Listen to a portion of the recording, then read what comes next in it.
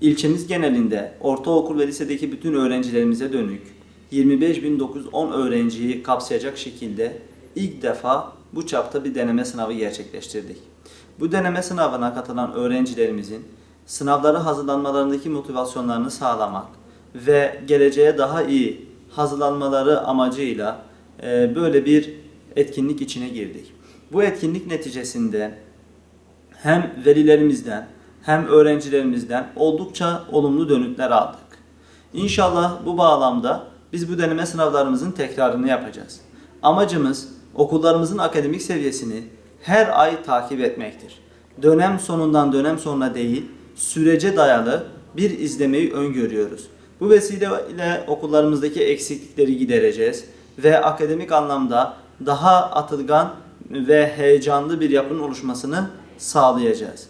Bu deneme sınavının gerçekleşmesinde her türlü desteği sağlayan belediye başkanımız ve kaymakamımız Sayın Faik Arıcan Bey'e bütün Milli Eğitim Camiası adına teşekkürlerimi arz ediyorum. İlk defa böyle bir denemeye giriyoruz. Normalde de okulumuzda denemeler oluyor ama ilk defa böyle genel bir deneme oluyor.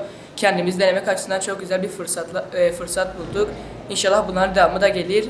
Kaymakam Bey'e, okul müdürümüze, ilçe Milli Eğitim Müdürümüze ayrı ayrı teşekkürler ediyorum.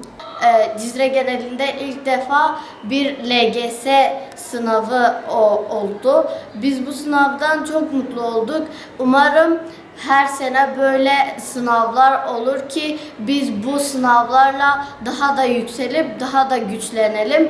Cizre aslında diğer illere göre biraz geride kalmış ama bu sınavlar sayesinde umuyorum ki daha da iyi olacağız ve bu sınavı düzenleyen Cizre Kaymakamlığı'na çok teşekkür ediyorum.